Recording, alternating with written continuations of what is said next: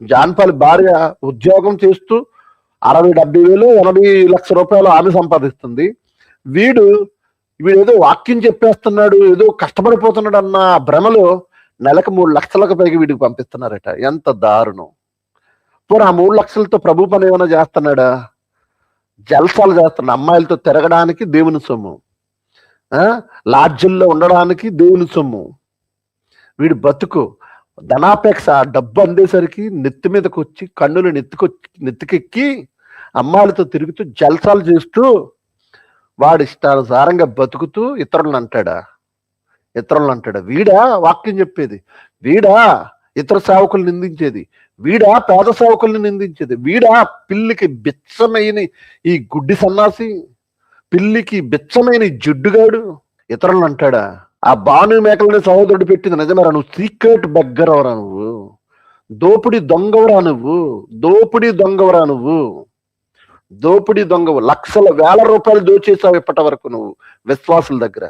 ఏం ఓడబెడిసావనరా? ఒక పాట రాసావా? ఒక పాట ప్రజల మధ్యకి తీసుకొచ్చావా? ఒక సేవా కార్యక్రమం చేసావా? ఒక సేవకుల సదస్సు పెట్టి వాళ్ళకైనా ఉచితం భోజనం పెట్టావా?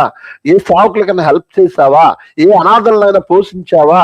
ఎవరికైనా సహాయం చేసావా? ఆపదలు ఉన్న వారిని ఎవరిని ఆదుకున్నావురా?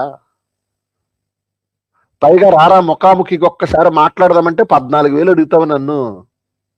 14,000 అడుగుతావురా నువ్వు? రే జాన్పాల్, చెబుతున్నా నువ్వు తగ్గకుండా ఇంకా బొంకావు.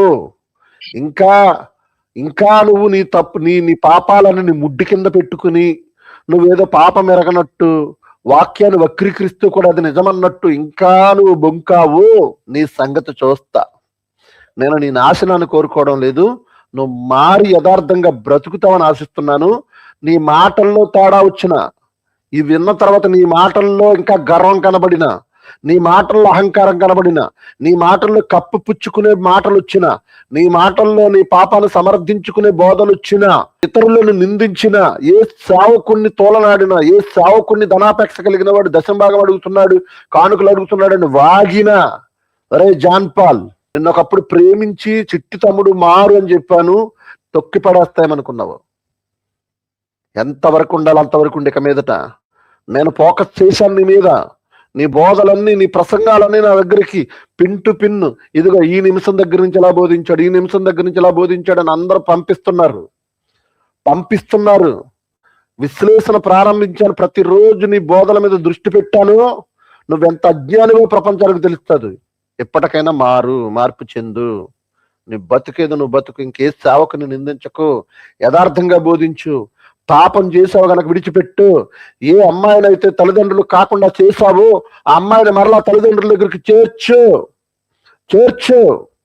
వాళ్ళని విడిచిపెట్టు.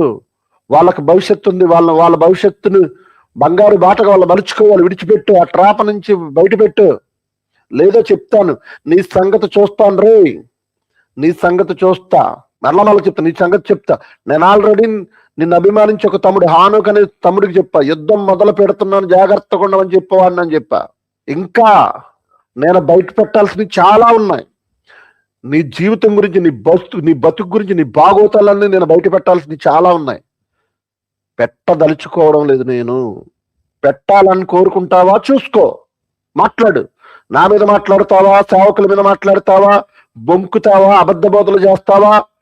ఏం చేస్తావో చెయ్యి. నీ గుట్టంతా, నీ బాగోతాలన్నీ ప్రపంచానికి అందించకపోతే చూడు. ఎందరో సేవకుల నాశనాన్ని కోరుకున్నావురా నువ్వు. ఎందరో సేవకుల జీవితాలతో ఆడుకున్నావురా నువ్వు.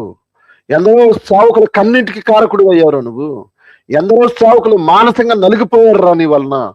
ఎందరో సేవకుల పొట్టను కొట్టావురా నువ్వు.